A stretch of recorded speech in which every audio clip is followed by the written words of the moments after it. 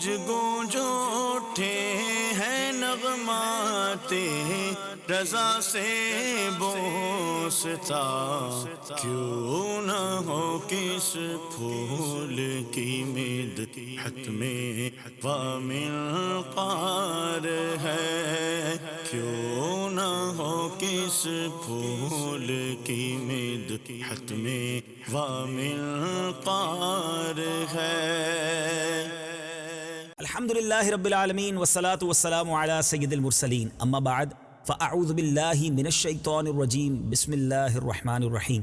الصلاة والسلام علیک یا رسول اللہ وعلی آلک واصحابک یا حبیب اللہ، الصلاة والسلام علیک یا نبی اللہ وعلی آلک واصحابک یا نور اللہ۔ میٹھے میٹھے اسلامی بھائیوں اور مدنی چینل کے ناظرین، سلسلہ ہے نغمات رضا۔ الحمدللہ پچھلے سلسلے میں ہم نے ایک شاندار قصیدہ، جی ہاں قصیدہ نور کے کچھ مبارک اشعار سنے۔ امام عشق و محبت اعلیٰ حضرت کہیں تو میرے آقا کی عظمت کو اس سلسلے میں بیان کر رہے تھے۔ ان اشعار کے اندر جو ہم نے سنے، کہیں تو میرے آقا کی شان و عظمت کو بیان کیا، کہیں نور کی خیرات کا تذکرہ کیا، کہیں امامہ نور کی بات ہوئی، اور آج اس قصیدہ نور کو مزید آگے بڑھاتے ہیں، مزید کچھ اشعار سنتے ہیں اور ایمان کو تازہ کرتے ہیں۔ تو ہے سایہ نور کا، ہر عضو ٹکڑا نور کا، سائے کا سایہ نہ ہوتا ہے نہ سایہ نور کا۔ کمال لفظ ہے، سایہ کتنی بار استعمال کیا میرے میٹھے اسلامی بھائیوں؟ 3 بار ایک ہی مصرے کے اندر، سائے کا نہ سایہ ہوتا ہے نہ سایہ نور کا۔ یہ اعلیٰ حضرت ہی کا کمال ہے۔ اب ذرا شعر کو سمجھیے، تو ہے سایہ نور کا۔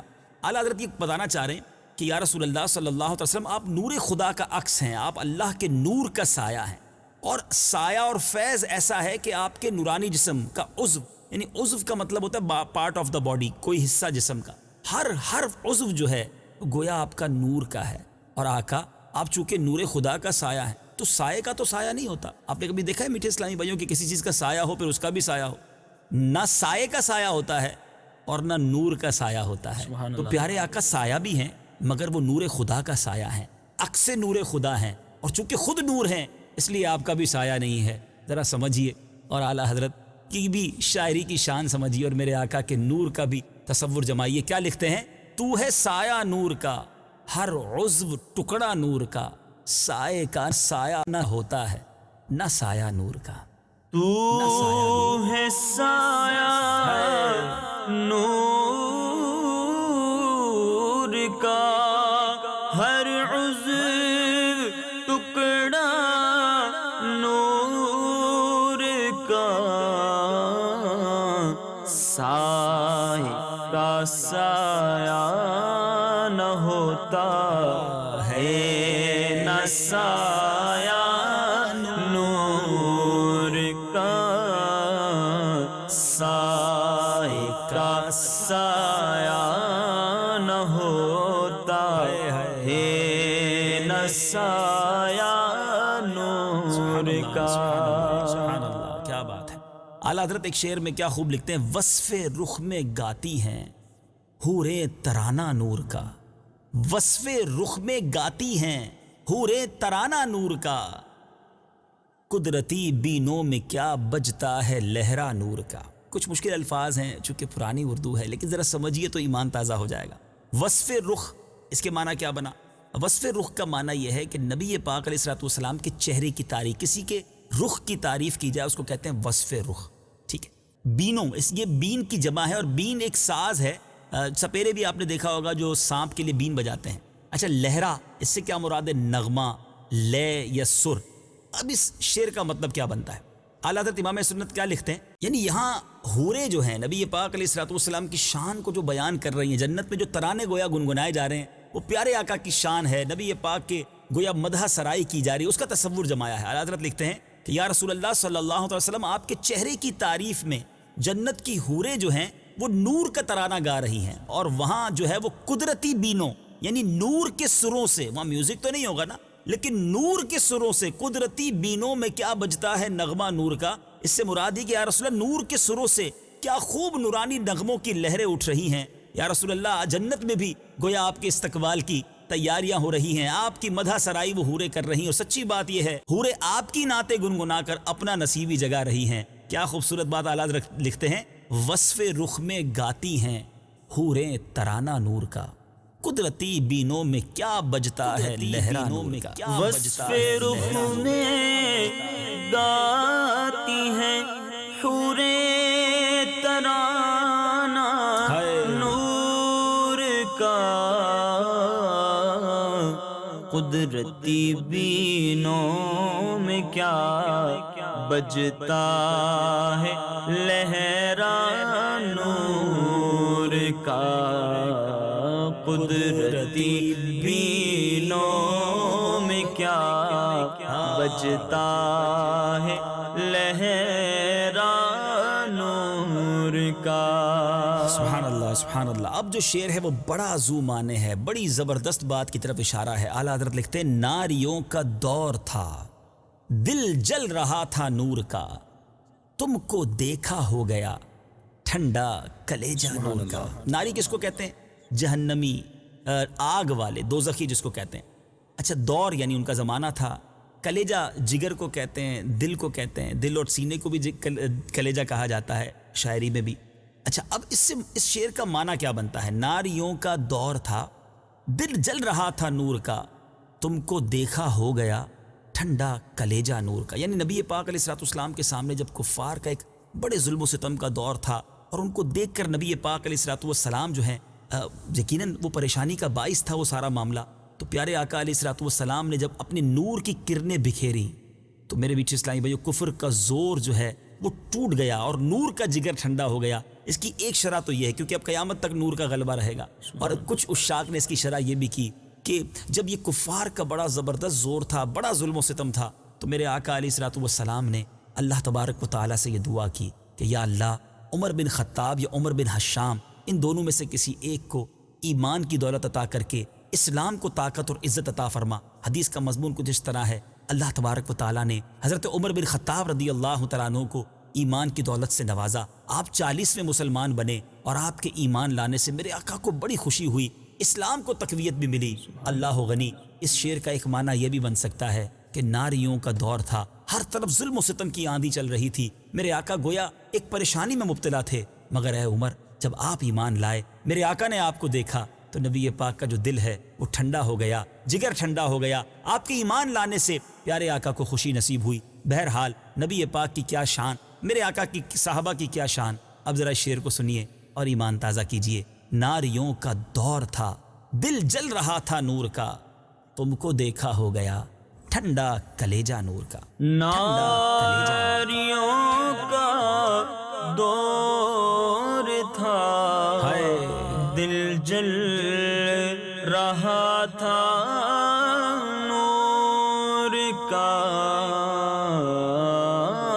ناریوں کا دور تھا، دل جل رہا تھا نور کا، تم کو دیکھا ہو گیا ٹھنڈا کلیجہ نور کا، تم کو دیکھا ہو گیا ٹھنڈا کلیجہ نور کا۔ اب نبی پاک علیہ الصلوۃ والسلام کے دربار کی پھر یوں سمجھیے تصور میں اعلیٰ حضرت گم ہو کر کیا خوبصورت بات لکھتے ہیں کہ آقا آپ کا در تو وہ ہے جس سے ہر کسی کو خیرات ملتی ہے، جو گدا دیکھو لیے جاتا ہے توڑا نور کا، نور کی سرکار ہے کیا اس میں توڑا نور کا۔ اب اس میں 2 بار لفظ توڑا آیا ہے، مگر ان دونوں توڑا کا جو لفظ ہے اس کے 2 الگ معنی اعلیٰ حضرت نے یہاں بیان کیے، اور یہی کلام اعلیٰ حضرت کی شان ہے۔ یہاں جو پہلا مصرع ہے، گدا کہتے ہیں بھکاری کو، یا رسول اللہ صلی اللہ تعالیٰ علیہ وسلم آپ کے در پر گدا گروں کی بھیک ہے، ہر طرف مدینے میں بھیڑ ہے فقیروں کی، ایک دینے والا ہے کل جہاں سوالی ہے۔ سبحان اللہ۔ تو نبی پاک کے در پر ساری گدا آ رہے ہیں، بھکاری آ رہے ہیں، اور جو گدا دیکھو لیے جو آتا ہے اسے توڑا نور کا۔ یہاں توڑے سے مراد تھیلا یا یوں سمجھے جھولی بھر دی جاتی ہے، کچھ حصہ دے دیا جاتا ہے، سب کو توڑا نور کا یعنی حصہ نور کا مل رہا ہے۔ آقا نور کی سرکار ہے کیا اس میں توڑا نور کا۔ اب جو دوسرا توڑا ہے یہ مراد کمی کی ہے کہ آپ کی سرکار سے کون سی کمی ہو جانی ہے، اللہ نے اتنے خزانے آپ کو دیے ہیں۔ ایک اور جگہ خوبصورت بات لکھتے ہیں نا کریم ایسا ملا کہ جس کے کھلے ہیں ہاتھ اور بھرے خزانے، بتاؤ اے مفلسوں کہ پھر کیوں تمہارا دل اضطراب میں ہے۔ یعنی نبی پاک کے خزانوں میں کبھی نہیں ہے، پھر گھبراہٹ کیسی ہے؟ ایک اور جگہ لکھتے ہیں نا، میرے کریم سے اگر قطرہ کسی نے مانگا، مانگتے قطرہ ہیں، اور آقا کیا دیتے ہیں؟ دریا بہا دیے ہیں، دربے بہا دیے ہیں۔ تو نور کی سرکار، یعنی یہ وہ سرکار ہے کہ جہاں سے جس کو ملتا ہے، جو گدا دیکھو لیے جاتا ہے توڑا نور کا، نور کی سرکار ہے، کیا اس میں توڑا نور کا۔ یہ ایک شان ہے، یہ ایک انداز ہے۔ آپ نے دیکھا ہوگا بھکاری جب کسی بادشاہ کے در پر جاتا ہے یا کسی کے دروازے پر جاتا ہے، کہتا ہے آپ کو اللہ نے بڑا دیا ہے، آپ تو سب کو بھی دیتے ہیں، آپ کا کچھ کم نہیں ہوگا، مجھے عطا کر دیں۔ ایک بھکاری کا سا انداز ہے دربار رسالت میں۔ آقا در وہ ہے کہ جو گدا دیکھو لیے جاتا ہے توڑا نور کا، نور کی سرکار ہے، کیا اس میں توڑا نور کا۔ کہا نہیں ہے مگر سب کچھ کہہ دیا ہے کہ سب کو مل رہا ہے، مجھ پر بھی نگاہ کرم فرمائیے۔ آئیے شعر کو اس تصور میں دربار جانا سے بھکاری کی صورت بن کر اگر سنے تو انشاءاللہ لطف اور آئے گا۔ جو گدا دیکھو لیے جاتا ہے توڑا نور کا، نور کی سرکار ہے، کیا اس میں توڑا نور کا۔ جو گدا دیکھو لیے جاتا ہے توڑا نور کا، جو گدا دیکھو لیے جاتا ہے توڑا نور کا، نور دی سرکار ہے، کیا اس میں توڑا نور کا، نور کی سرکار ہے، کیا اس میں توڑا نور کا۔ اچھا، ایک طرف تو اپنی جھولی بھرنے کی التجا ہے، اور اب اعلیٰ حضرت جو ہے نا وہ سبھی کو در دکھاتے ہیں نبی پاک علیہ الصلوۃ والسلام کو کہ سارے پہنچ جاؤ اور اپنا اپنا حصہ لے لو۔ اب امام اہل سنت نے کمال کیا۔ دیکھیں چاند جو ہے وہ بہت خوبصورت ہے، مگر جو پہلے دن کا چاند ہوتا ہے نا، جس کو ماہ نو بھی کہتے ہیں، انگریزی میں جس کو کریسنٹ کہتے ہیں، ہلال جس کو کہا جاتا ہے، بڑا خوبصورت ہوتا ہے، آپ نے دیکھا ہوگا۔ لیکن اعلیٰ حضرت نے جب اس چاند کو گویا دیکھا تو لوگ تو اس چاند کی خوبصورتی میں کھو جاتے ہیں۔ اب اعلیٰ حضرت نے اس ہلال کو ایک کشکول کی مانند سمجھا اور کہا اے مہینے، اے چاند، پہلے دن کا چاند ہے، اب پورے مہینے کی خیرات بھی تو لینی ہے نا، مہینہ پورا چلانا ہے، گھر چلانے کے لیے بندہ پہلے دن کوشش کرتا ہے مہینے کے۔ تو تخیل رضا دیکھے، کہتے ہیں بھیک لے سرکار سے لا جلد کاسا نور کا، بھیک لے سرکار سے لا جلد کاسا نور کا، ماہ نو طیبہ میں بٹتا ہے مہینہ نور کا۔ سبحان اللہ۔ کاسا کہتے ہیں کشکول کو، گدائی جو گداگر ہوتے ہیں وہ ایک پیالہ لے کر، آپ نے دیکھا ہوگا پہلے زمانے میں تو پیالہ ہوتا تھا، ایک کشکول جسے کہتے ہیں اسے کاسا کہتے ہیں۔ تو اعلیٰ حضرت نے اس ماہ نو کو تشبیہ دی کاسا سے کہ اے پہلے دن کے چاند، جلدی کر، لا جلد، جلدی کر، اور پیارے آقا کے دربار میں حاضر ہو جا اور پورے مہینے کی خیرات لے جا، تاکہ پورا مہینہ نور تجھے ملتا رہے۔ اور دیکھیں ہر دن چاند پھر بڑھتا ہے، پہلے دن تھوڑا ہوتا ہے، پھر اس کا نور گویا بڑھتا چلا جاتا ہے۔ بھیک لے سرکار سے لا جلد کاسا نور کا، ماہ نو طیبہ میں بٹتا ہے مہینہ نور کا۔ بھیک لے سرکار سے لا جلد کاسا نور کا،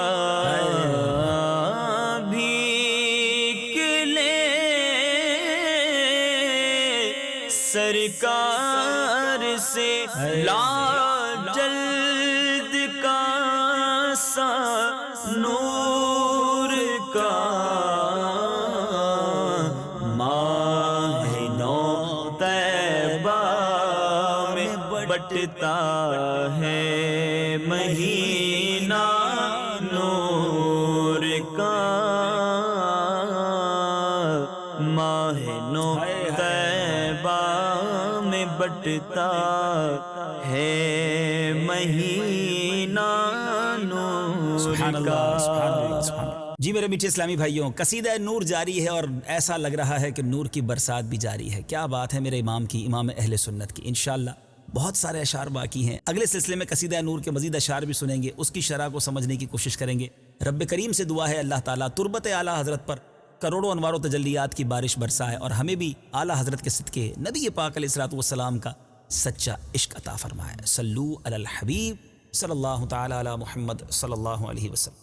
گونج گونج اٹھے ہیں نغمات رضا سے بوستا، کیوں نہ ہو کس پھول کی مدحت میں وامل قار ہے، کیوں نہ ہو کس پھول کی مدحت میں وامل قار ہے۔